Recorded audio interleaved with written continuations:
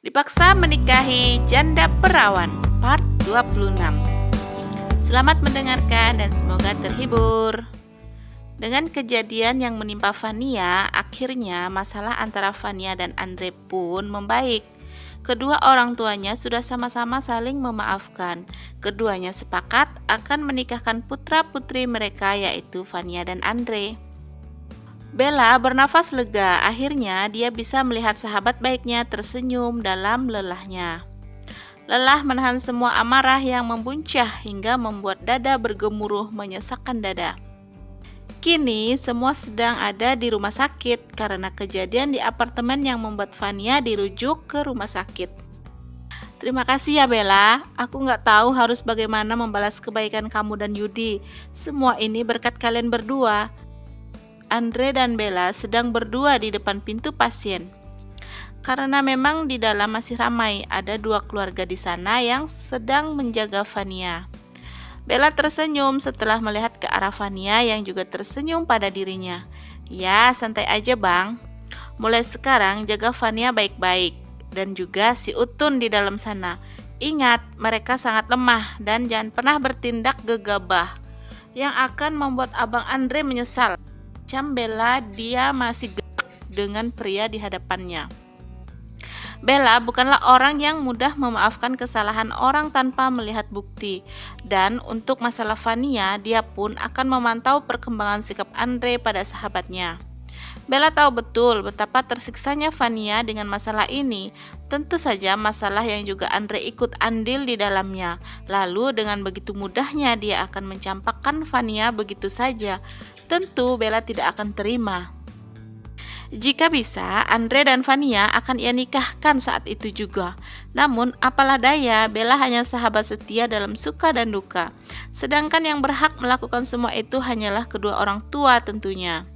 Bella melihat para karyawan toko bunganya berdatangan untuk menjenguk Fania. Namun, Bella memicingkan pandangannya saat ekor matanya menangkup seseorang yang sangat dia kenali berada di antara para karyawannya. Itu kan Daniel. Ngapain dia ada di sini juga? Bella berusaha mendekat. Namun sayang, kedatangan Mbak Nori yang membawa anaknya membuat gemas Bella dan melupakan Daniel yang tadi sempat terlihat. Loh, Ihsan dibawa Mbak? Tanya Bella seraya mencubit pipi gempil anak Mbak Nori. Iya, gak ada orang di rumah. Tadi adik Mbak izin keluar katanya. Gak tahu mau kemana, padahal baru aja pulang. Capek Mbak ngurusin dia. Biarin aja lah suka-suka dia, lagian udah janda juga. Bella tidak ambil pusing dengan curhatan karyawan seniornya. Lagi pula bukan urusan Bella juga, itu masalah keluarga bagi Bella dan dia tidak berhak ikut campur dengan urusan orang. Ya udah, sini Ihsannya biar sama saya aja. Kalau Mbak Nori mau jenguk ke dalam. Bella mengambil alih tangan mungil Ihsan. Dia selalu menggemaskan bagi Bella. Ihsan juga sudah sangat akrab dengan Bella. Karena Bella selalu mengajaknya main jika Ihsan ikut ke toko dengan Mbak Nori. Sejak Mbak Nori ditinggal suaminya, Ihsan sering juga ikut ke toko bunga. Karena memang di rumah Mbak Nori hanya berdua dengan Ihsan. Hanya sesekali keluarga dari ayah Ihsan mungkin ingin menjenguk dan membawa anak kecil yang menggemaskan itu ke rumah mereka. Ihsan ikut Tante Bella yuk, ajaknya pada pria cilik yang menggemaskan dengan badan gembul dan pipi gempil itu. Mau kemana Tante? Jawabnya ramah dan girang. Kita ke kantin beli cemilan, Ihsan mau. Wajah berbinar itu pun bersorak, dia memang doyan ngemil hingga tubuhnya sehat seperti ini. Keduanya pun pergi melenggang meninggalkan ruangan rawat Fania sebelumnya. Bella sudah mengatakan pada Mbak Nori untuk izin keluar sebentar. Bella juga tahu diri, masa anak orang main bawa aja tanpa izin. Dalam perjalanan ke kantin, Bella yang sangat gemas dan Ihsan tidak lagi melihat jalanan, dia fokus dan Ihsan yang sangat lucu. Bella jadi berpikir kalau dia dan Yudi memiliki penerus yang seperti Ihsan, pasti senang pikirnya. Dan Bella tidak perlu kesepian karena jauh dari Yudi yang keluar kota. Bella jadi kangen dengan suaminya. Padahal baru 2 hari jauh dari Mas Yudi. Tapi bayangan saat bertemu kala rindu menyerang itu tiba-tiba muncul di pelupuk matanya hingga membuat Bella jadi tersenyum sendiri bagaikan ODJ. Namun tiba-tiba dari arah berlawanan Rizky menabrak Bella hingga hampir terjatuh. Beruntung Bella masih seimbang hingga justru dia yang menangkap tubuh mungil Rizky, karyawan imutnya. Sontak saja semua pikiran tentang suami tercintanya menghilang begitu saja dari pikirannya. Ya ampun ibu bos, maaf nggak sengaja, ucap Rizky seperti sedang terburu-buru. Rizky, kamu kenapa sih? Nggak apa-apa kan? Tanya Bella yang sedikit panik melihat raut wajah panik Rizky.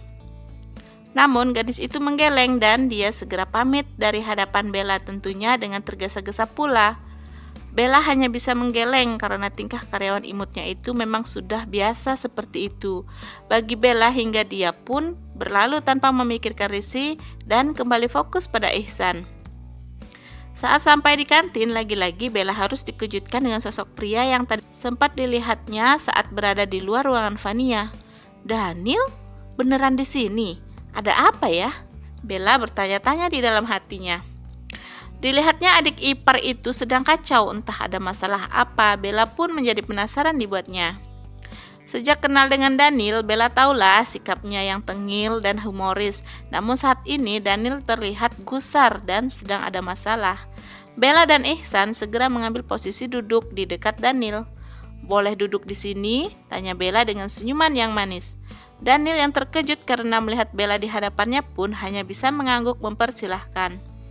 Tante, om itu siapa? Celoteh Ihsan yang mulai penasaran dengan sosok Daniel.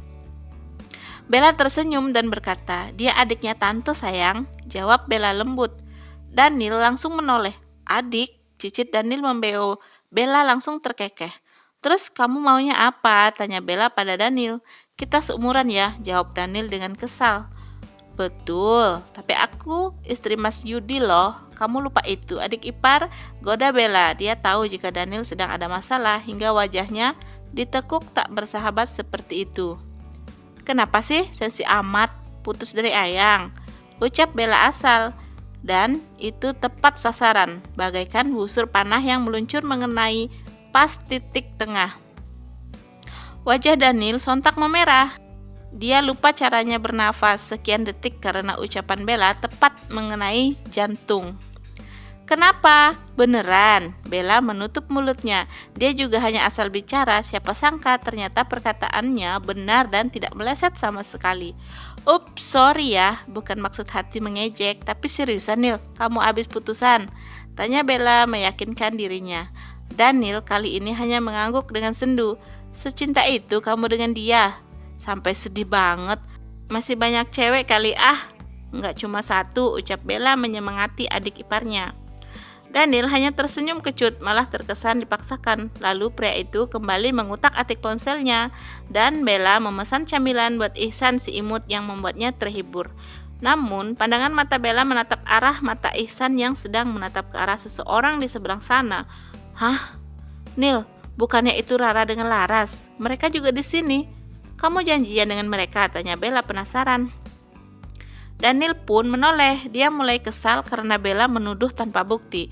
Sedangkan dia kesini hanya bersama dengan Rizky, sang pujaan hati yang sudah sejak lama dia cintai. Namun siapa sangka justru Rizky meminta putus dengan dirinya. Entah apa alasan gadis imut itu. Dia seenaknya meminta putus dari Daniel. Padahal sejak awal jadian, Daniel selalu bersikap baik pada Rizky dan tidak pernah aneh-aneh karena Daniel juga tahu batasan. Enak aja, aku kesini karena Rizky yang memintaku, bukan sengaja mau ketemuan sama mereka. Mungkin mereka ada urusan kali, kelit Daniel membela diri.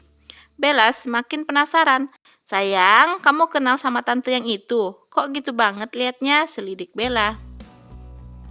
Namun lagi-lagi Bella harus terkejut. Jawaban Ihsan membuatnya merasa lemah, sekujur tubuhnya terasa lemas hingga terasa tak bertulang. Yang benar saja, kenapa dunia ini sempit sekali, cicit Bella. Dan Daniel menaikkan alisnya. Kenapa begitu? Selidik Daniel. Iya, kenapa harus dia mantan Mas Yudi? Kamu tahu Nil, dia itu adik Mbak Nori, karyawan toko aku. Dan Rizky kamu bilang? Dia juga karyawan aku, jawab Bella. Apa? Yudi terlihat tidak percaya. Benarkah? Lalu senyuman terbit di pipi Daniel hingga membuat Bella penasaran. Bukannya tadi sendu, Mbak Bunga yang sedang layu. Lalu ini apa? Dia langsung berubah ceria seperti sinaran sang surya di pagi yang cerah, mencurigakan. Bella berkata dalam hati. Tatapan matanya terus memicing Daniel hingga Daniel pun langsung berkata, "Kakak ipar, bantu aku ya deketin Risi lagi, please." Daniel bahkan merengek bak anak kecil yang sedang meminta sebuah mainan pada ayah bundanya.